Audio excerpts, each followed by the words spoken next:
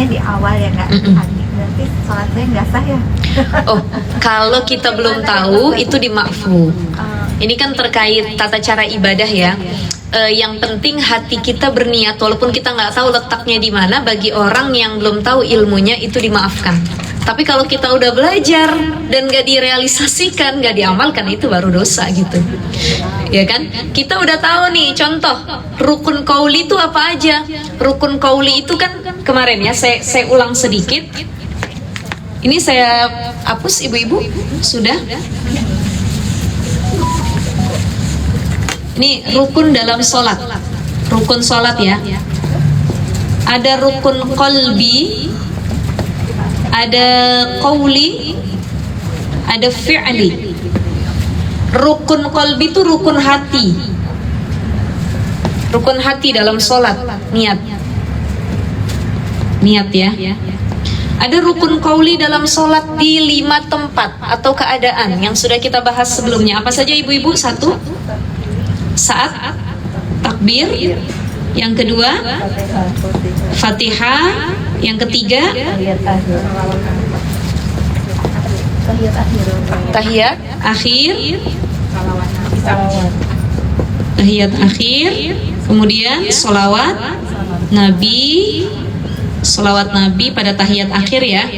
Dan yang kelima adalah salam. Ini 5 keadaan di mana bacaan ini harus diucapin, rukun qauli nih, takbir. Gak boleh takbir dalam hati, itu gak sah, itu rukunnya. Tapi bagaimana diucapin, kedengeran sama kuping kita sendiri, Allahu Akbar. Kemudian Fatihah, surah Al-Fatihah itu juga bukan dalam hati, karena Fatihah itu rukun qauli yang minimal didengar sama kuping kita sendiri ya. Bismillahirrahmanirrahim. Alhamdulillahirabbil alamin. Arrahmanirrahim. Maliki yaumiddin. Iyyaka na'budu wa iyyaka nasta'in. Waladdallin. Amin. Tahiyat akhir, at-tahiyatul mubarakatus shalawatut thayyibah. Ibu-ibu kalau pernah sholat samping orang terus kedengeran tuh bacaan dia, shalawatut thayyibah, assalamu alayka ya Nabi. Terus kita diam nih, kok dia kedengeran kita? Kita lagi pikir dalam hati, kok dia kedengeran sampai bunyi-bunyi begitu ya. Artinya dia sedang melafazkan rukun ucapan gitu. Atau Fatihah, Alhamdulillahirabbil Ar-Rahmanir-Rahim.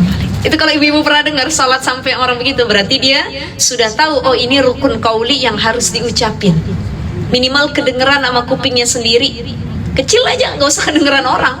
Bismillahirrahmanirrahim. Alhamdulillahirabbil alamin. Nah, itu kekencangan. Jadi cukup ke kupingnya saja gitu ya. Tahiyat akhir, at-tahiyatul mubarakatus shalawatut thayyibatul. Shalawat Nabi. Asyhadu an la ilaha illallah wa asyhadu anna Muhammadar Rasulullah. Allahumma sholli ala sayyidina Muhammad. Itu harus diucapin, rukun qauli.